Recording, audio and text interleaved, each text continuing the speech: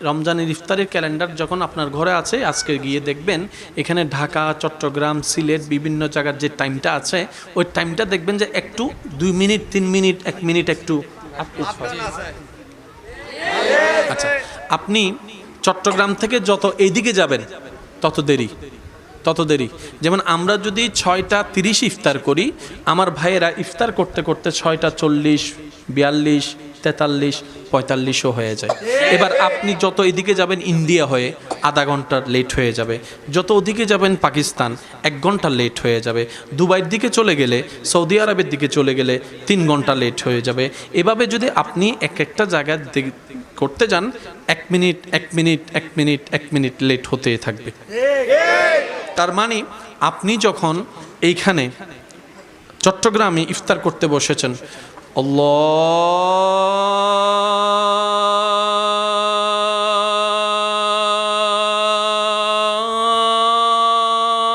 আল্লাহু আকবার, আল্লাহু আকবার, আপনি শুরু করছেন, ঠিক 2 মিনিট পরে আপনার এখানে আজান শেষ, ওখান থেকে আবার শুরু হয়ে গেল আল্লাহু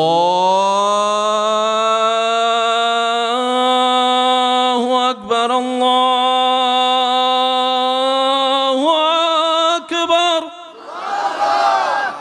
আপনারটা শেষ, 2 মিনিট পর আরেকদিকে, ওনারটা শেষ আরেকদিকে, জোরে জোরে বলেন, ওনারটা শেষ আরেকদিকে, ওনারটা শেষ আরেকদিকে, ওনারটা শেষ আরেকদিকে, ওনারটা শেষ আরেকদিকে, ওনারটা শেষ আরেকদিকে, ওনারটা শেষ আরেকদিকে, ওনারটা শেষ আরেকদিকে, ওনারটা শেষ আরেকদিকে, ওনারটা শেষ আরেকদিকে, ওনারটা শেষ আরেকদিকে, ওনারটা শেষ আরেকদিকে, ওনারটা শেষ আবার আপনার দিকে।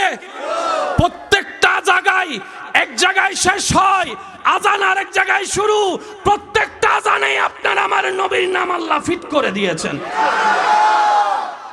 24টা ঘন্টা শুধু নাম চলে।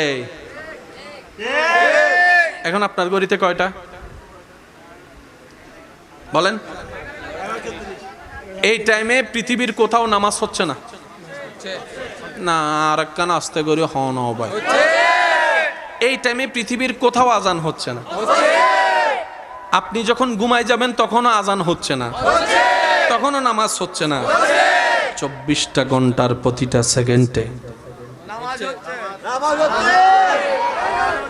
সুবহানাল্লাহ বলে না? মিটাবেন তো মিটাবেন কোন জায়গায়?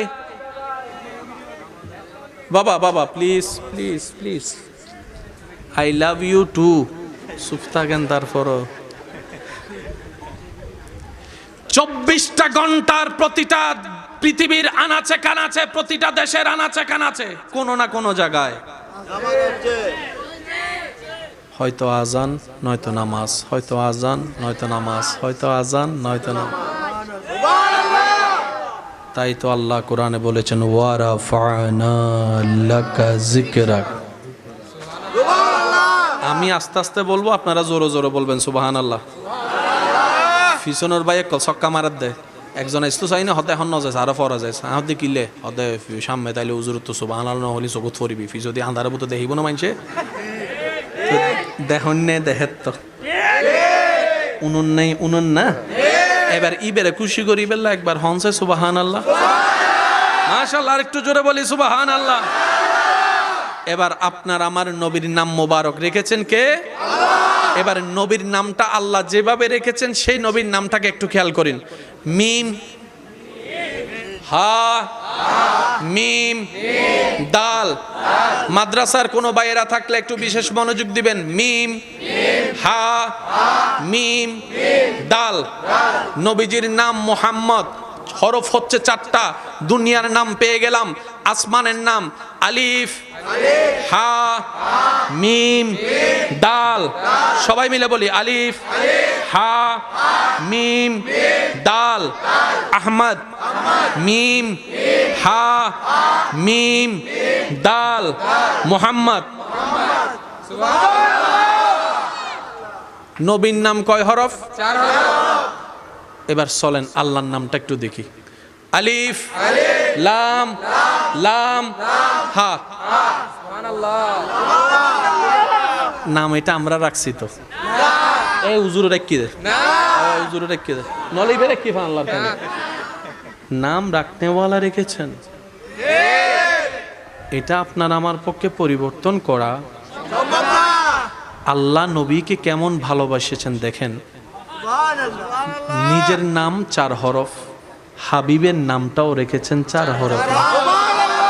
আচ্ছা, ওই অনারার এন্ডে বিয়ে শাদী হইলে ওই গ্রুপ মেসিং হর ফিদে না হ্যাঙ্গুরি সুপগুরিতে কি হদ হুজুর আরা গায়ে হলো তো না যায় তো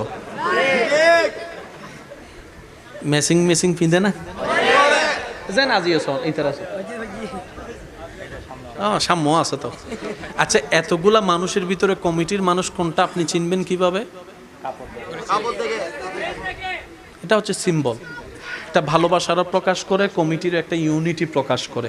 ঠিক আছে, এবার আমি যে শব্দগুলা বলবো প্রত্যেকটা শব্দ আল্লাহর ওয়াস্তে নিরপেক্ষ বিচারক হয়ে বিবেচনা করবেন। ধাক্কা ধাক্কি গুতাগুতি কখনো সমাধান আনবে না। একটা কথা মনে রাখবেন, আপনার ঘরের বিচার করার জন্য যখন বাহিরের মানুষকে আমন্ত্রণ করতে হয়, যদি কখনো ঘটে যায় এই ঘটনা, তাহলে মনে রাখবেন সেই ঘর আর ঘর নাই, সে পরিবার আর পরিবার নাই। এটা আপনি বিচার 1000 বার করতে পারবেন, দিল কখনো আর মিল হবে না, দিল কখনো আর মিল হবে না। ভাই ভাইয়ের এক বৈঠকে বসে আর খাওয়ার কোনো সুযোগ হবে না। হয়তো কেউ কারো চেহারার দিকে তাকাবে না, হয়তো কেউ কারোর সাথে খাওয়ার খেতে বসবে না।